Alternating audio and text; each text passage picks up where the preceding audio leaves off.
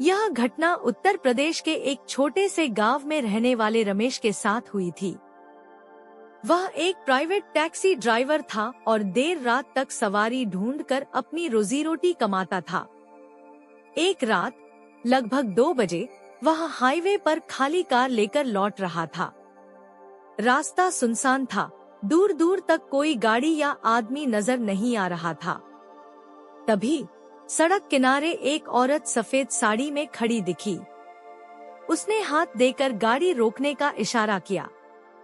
रमेश ने कार रोक दी और खिड़की खोलकर पूछा, कहाँ जाना है? औरत ने धीमे स्वर में कहा, बस आगे तक छोड़ दीजिए। रमेश को थोड़ी घबराहट हुई, पर उसने उसे बैठा लिया। रास्ते में वह औरत बिल्कुल चुप बैठी रही। उसका चेहरा रमेश ने ठीक से नहीं देखा, क्योंकि वह घूंघट में थी। कुछ किलोमीटर चलने के बाद रमेश को गाड़ी भारी लगने लगी, जैसे उसमें कई लोग बैठ गए हों।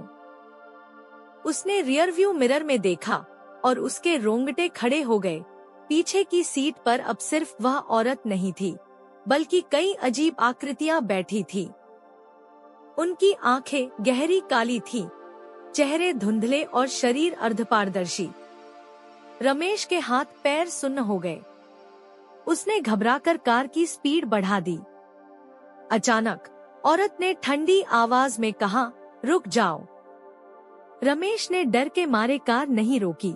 तभी कार के शीशे अपने आप चटकने लगे, सीट बेल्ट खुद ही खुल गई और स्टीयरिंग भारी होने लगा।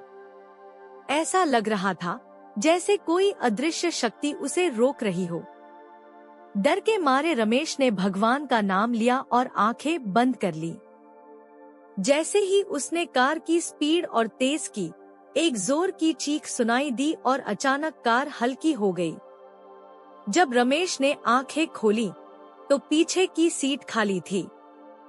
वह हामफता हुआ गांव पहुंचा और अगले दिन जब उसने गांव के बुजुर्गों को यह बात बताई तो उन्होंने बताया, जहां तूने औरत को बैठाया था वहां सालों पहले एक शादीशुदा महिला की सड़क हादसे में मौत हो गई थी।